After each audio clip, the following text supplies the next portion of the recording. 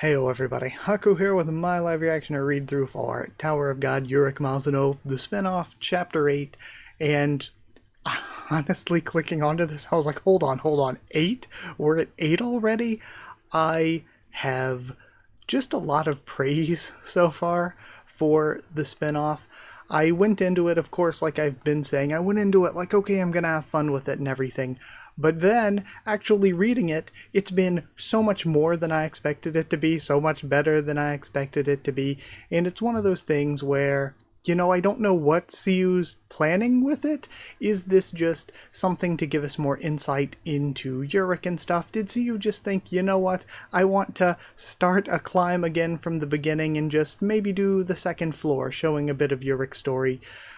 You would think that it's a little bit more than that. You would think that we're seeing this for a reason, that it ties into the main story somehow. It seems like with whatever is going on with Rue, I keep forgetting his name, whatever's going on there, he may be connected to the red light district or red dump, whatever. Maybe that's what this is about, to, give Urek that connection there. I've been thinking, this princess, he's probably going to build a deep connection with her or something, and then she ends up dying or something, and that maybe, pushes him forward in the future in some way, and that is why he has such an affinity for the other princesses or whatever.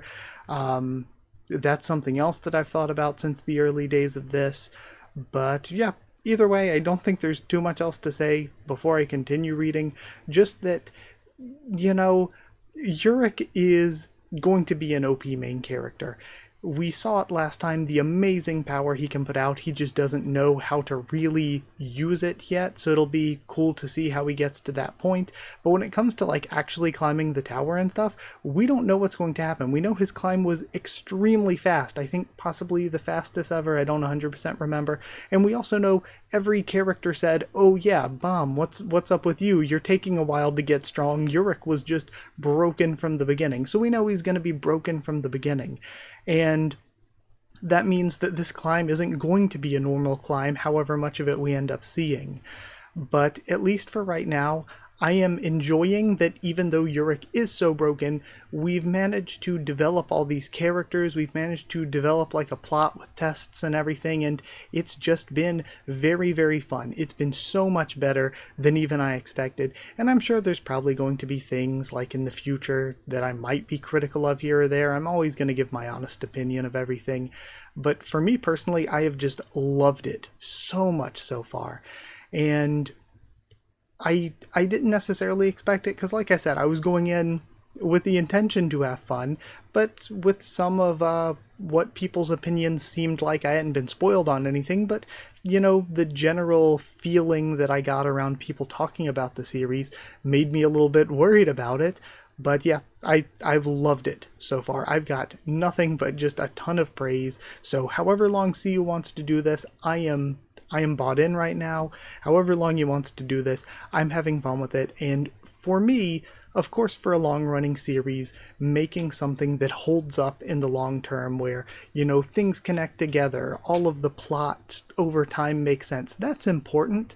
But something that has always been more important to me is when you're a weekly releasing series, if I am showing up to read, if I read and I'm like, wow, that was a fun 15 to 30 minutes, and I just had a fun time for 15 minutes or so for that week, that I think is a success. I think that is good for a weekly running series. Of course, you want the story quality to hold up and everything, but if it's holding up, you're going to be having fun.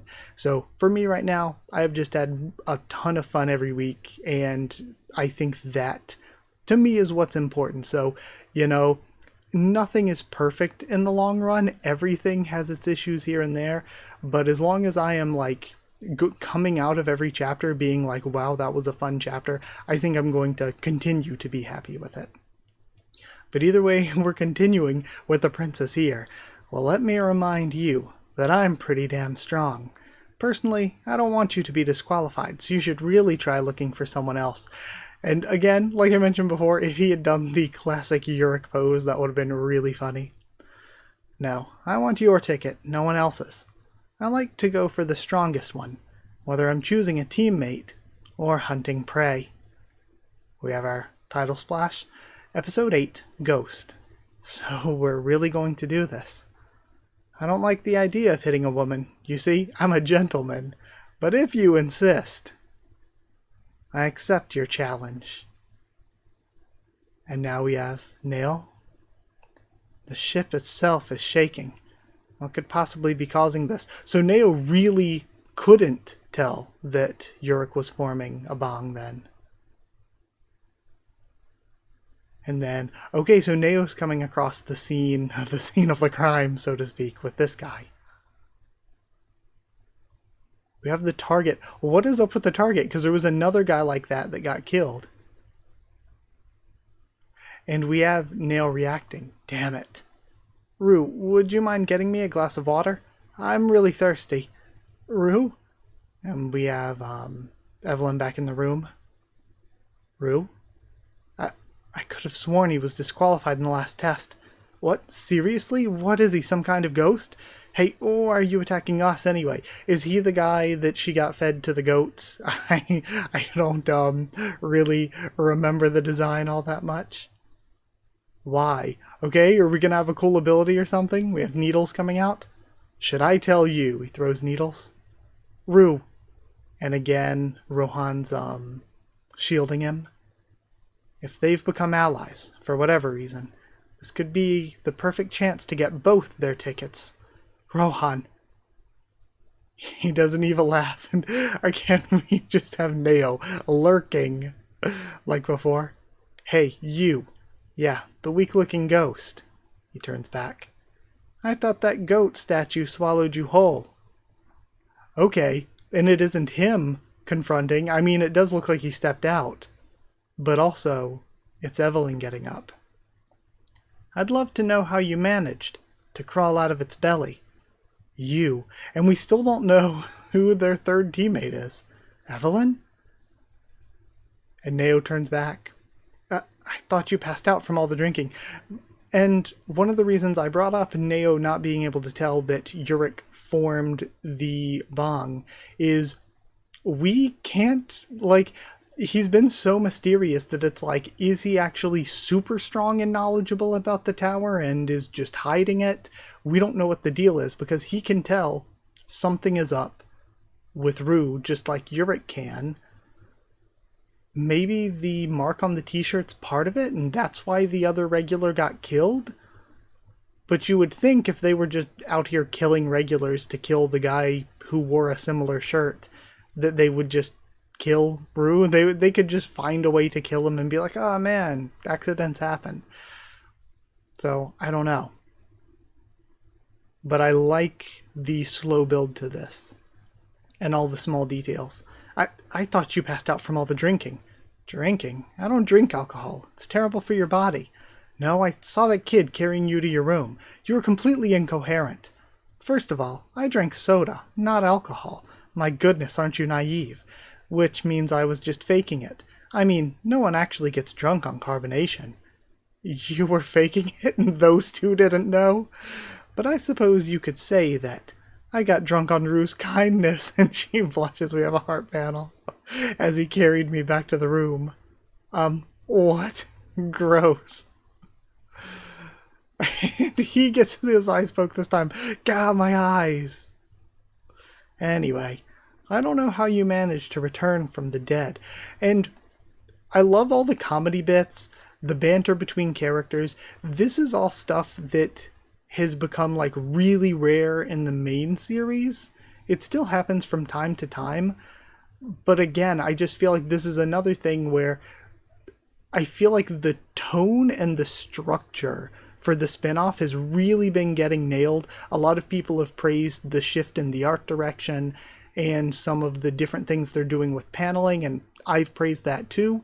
But I think in general, the shift up to the structure and stuff has been really, really good. So I think, again, not that we have to do tests or anything. That's not necessarily what climbing the tower is, because before, through a lot of season 2, we were climbing the tower, but we weren't really focusing on tests. But we still had that forward momentum, that forward progress and everything. I think when we get back to the main series, I would love to see a lot of the art style choices, a lot of the paneling choices carry over. And I'd love to see the tone and, yeah, the tone and structure carry forward back into the main series when we get back to the main series. Because I think, to me, that's something that the Urek spinoff is nailed, is the tone and structure really... I don't want to say they feel like old Tower of God. It feels good. It feels like its own thing. I don't want to just say it feels like old Tower of God. If anything, that is a good, I think, forward step for Tower of God, where it's not necessarily the same as it was years ago, but it's a step forward. It's an evolution. Anyway, I don't know how you managed to return from the dead, but I won't let you harass my teammate like this. Oh yeah? What are you gonna do about it? The only thing I'm a little bit confused on is I'm pretty sure, like, they announced the whole... It's weird, because they announced the whole, like, GOAT team thing in front of everyone. But then the GOAT team was, like, all cloaked up and hiding as they were getting on the ship. So I don't know.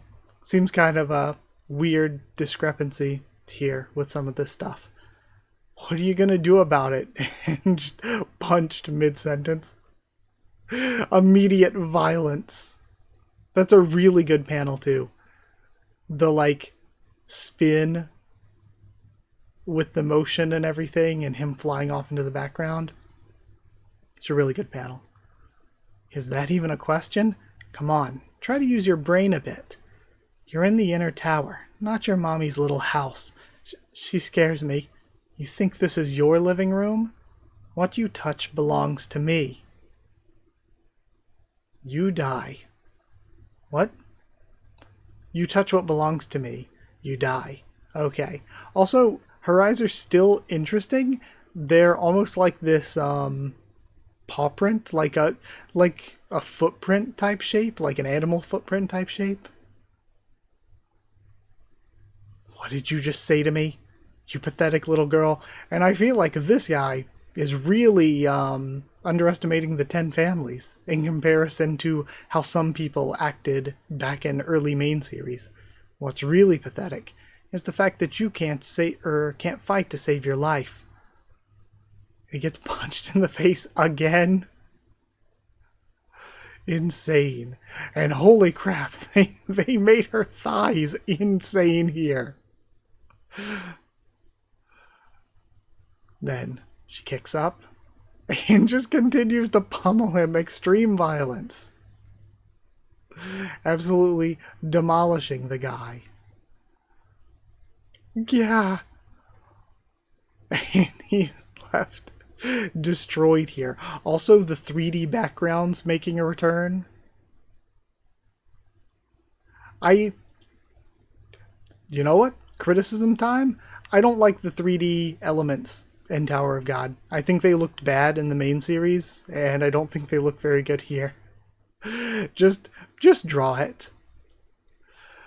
I'm slumped over. Evelyn, impressive. So that's the power of the 10 great families. And then an alarm is going off. Attention all regulars, we will begin checking your boarding passes shortly. Please make sure to have your tickets ready. So again, what is the princess gonna do? Attention all regulars, we will be checking your boarding passes for the next 10 minutes. Tickets, let me see your tickets. And please make sure to have your tickets ready. We have the ticket ghost.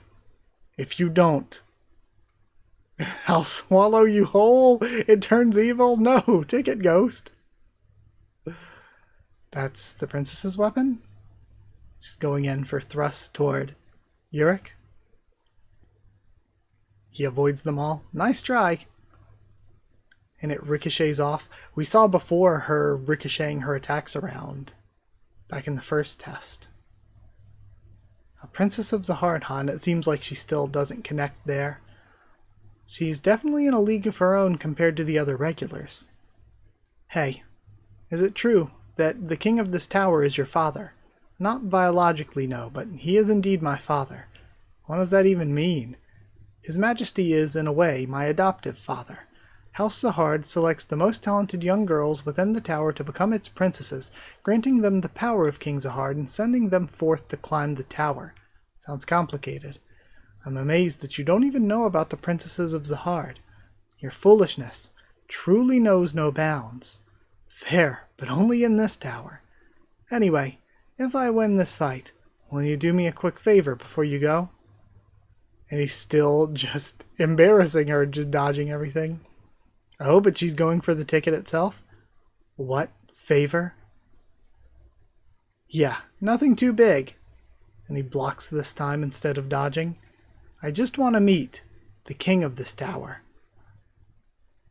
Unfortunately, meeting King Zahard might just be the most difficult thing in this entire tower. Even we princesses are not granted an audience at will. What? But he's your father. Only a princess who owns one of the 13 months may be allowed to meet with the king. The 13 months. It refers to a series of 13 weapons bestowed by King Zahard himself. Okay? So we see a sword-shaped one. I was wondering if we would see anything that's any different. We just see a sword-shaped one, really. And I wonder if this red gem is one of them. Or is it like a shield, maybe, and it's just, that's the way it looks here. But in the foreground, it just looks like Black March and Green April. And then there's one sort of in the back a bit, but it's hard to tell what it is from this panel. A princess who receives one of the 13 months earns the right to stand before the king. That's the only reason why I'm climbing this tower. And this all makes sense, because we know that Zahard doesn't even communicate with people typically unless it's through his altars or whatever. There was also... He usually doesn't communicate with people other than through his altars. But there were also some things like Traumeré called him. Makes sense. He and Traumeré have a good relationship. And it seemed like... What was it with the invitations? Ah, man.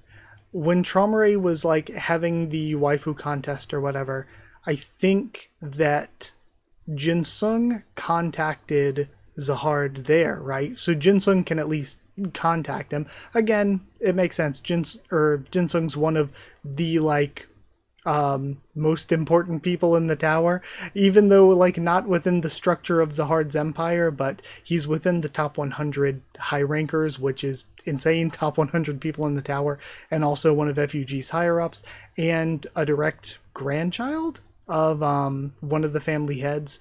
So it kind of makes sense that he would be able to somehow get that information to Zahard, and then Zahard sent Ren, I think. But it wasn't like directly. It's not like we saw Zahard say, "Hey Ren, go here." All we saw was Ren learning the information, and then when Ren showed up, he was like, "Oh, Zahard found out about the information and sent me." But that doesn't necessarily mean that he directly told Ren. But then again, Ren is one of the royal guards, so it's possible. It's possible that Zahard would communicate directly with a royal guard, or he could just communicate with the royal guards through a dory. It could always be Zahard tells a dory what to do, and then a dory tells one of the royal guards.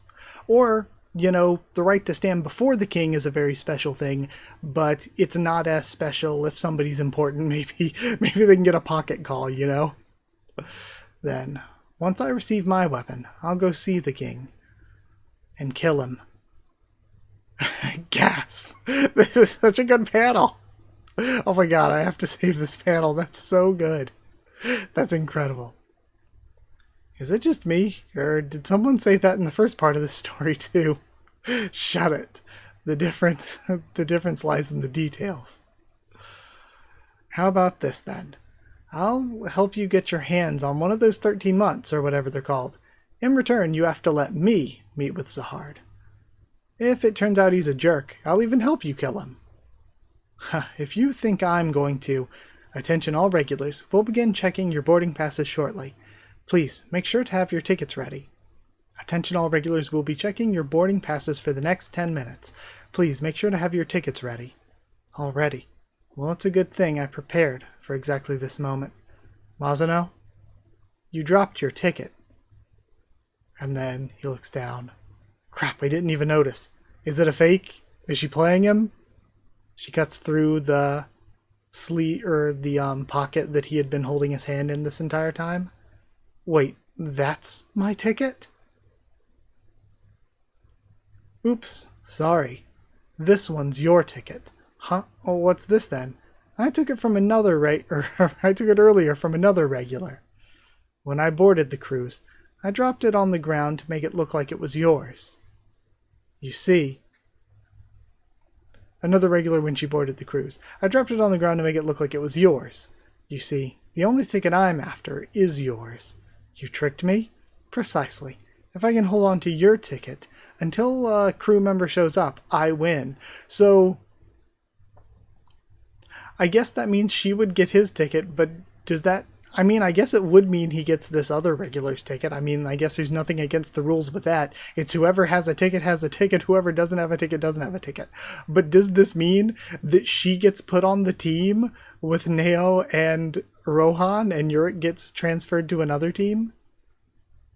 And if so, is this going to be some kind of thing where Urek, the person she took out, happened to be Rue and Evelyn's third teammate, and Urek ends up with Rue and Evelyn that way? Because, you know, Urek's got to form a close relationship to Rue eventually so he can get the hat. Then, whoa, what the hell? She puts it in her boot. Why would you put it in there? Go on, take it, if you've ever touched a woman's legs before.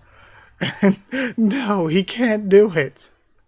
You think I won't do it? I will. I'm gonna touch your legs all over. Now you're creeping me out. I thought you wanted me to take the ticket. Well, do your very best. If you can't even do that, I'll teach you that talks of killing the king aren't something you babble in front of someone who's truly desperate about it. She suddenly seems different, somehow. It's almost like something is seeping into her body.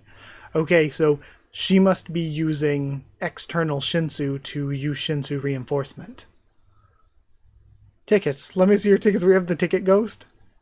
What is that thing? It wants to see my ticket? Let me see your tickets. Wait, is that the crew member? Tickets. I love him. I love Ticket Ghost. You. Those aren't your own tickets. I won't allow any stowaways. I thought as long as they had a ticket, it'd be good. Shoot. Hold on. This is all a misunderstanding. No stowaways. I love Ticket Ghost. Next time, again, of course, whenever I do any kind of screen time or character, ranking type stuff, I'm going to be including the stuff from the spinoff, which means Bomb gets an extra appearance from that panel, last week? And it means Ticket Ghost gets to be included. Okay, I get it. Just give me a second, and I'll get my ticket back. Stop. The test director gave me permission to... No stowaways. No stowaways.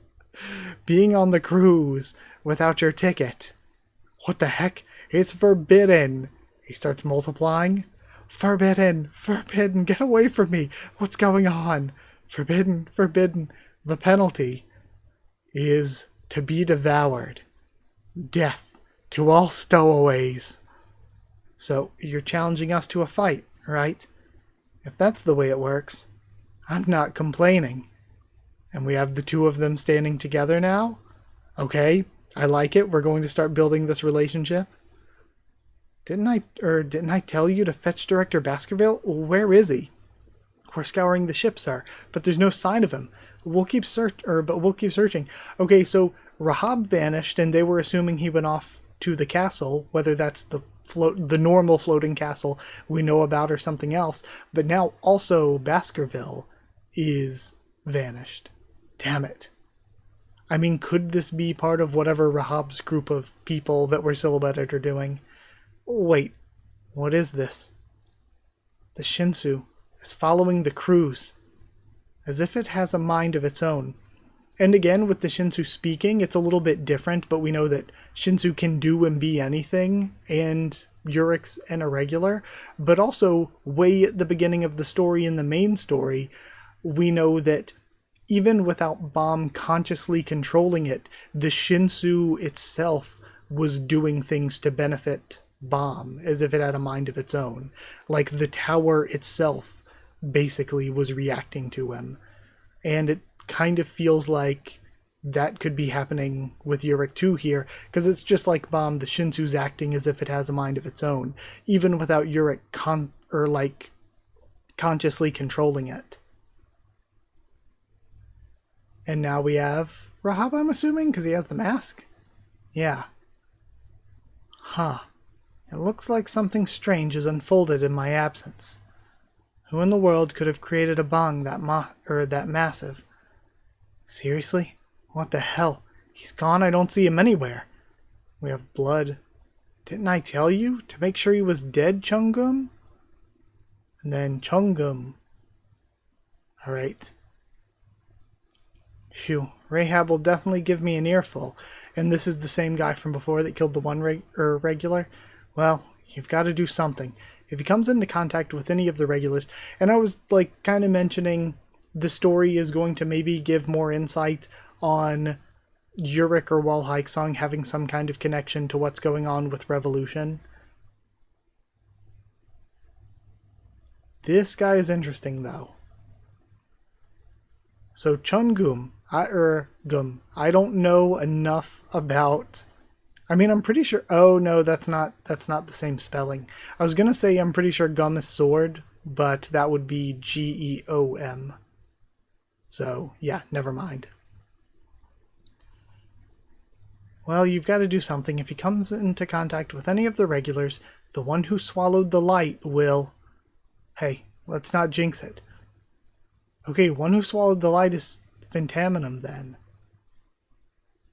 So, do they somehow know something about Phantaminum, and we're setting up potentially a group that knows about Phantaminum to be like a Urek villain group, and to further his connection with Phantaminum going into the main series? Hey, let's not jinx it. I'll just track the scent of his blood. Okay. The one who swallowed the light should be Phantaminum.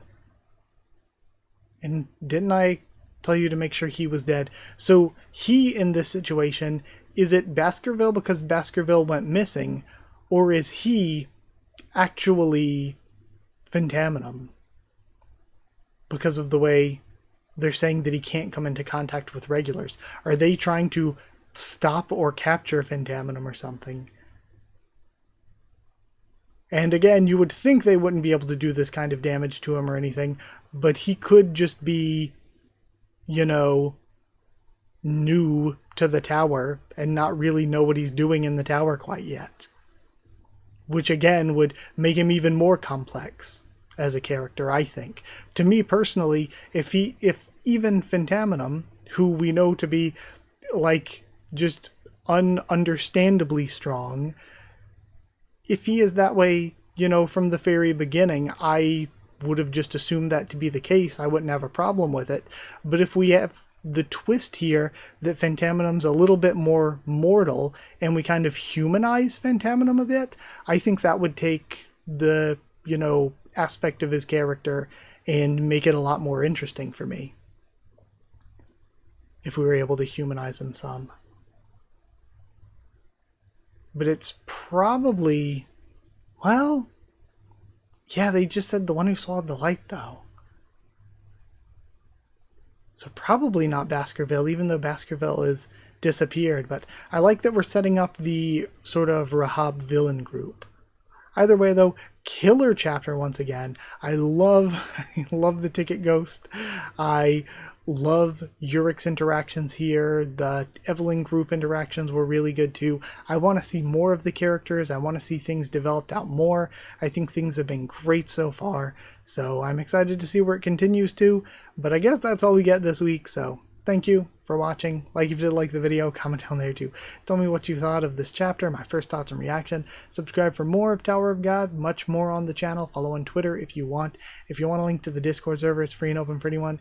If you would like to help support the channel by dropping a super thanks, or by sharing the video around. It's really, really appreciated. And if you'd like to help support the channel, get your name at the end of videos, and get One Piece videos a bit early, you can hit join down below to become a channel member, or go to patreon.com/HakuOfTheTubes, or a link will be in the description to become a patron. Thank you so much to people who are already members and patrons. Thank you to chosen regulars Evan Hawley and Bertie Wooster, Magical Girls, J.A. and the D-Band, Cherryton Student, David Langstaff, Slayer Candidates, SG and Stan Cedar, and Pure Elements, Pateo Real, and Elsa the Storyteller. Thank you so much for your support. Thank you so much for watching, and I'll see you all next time.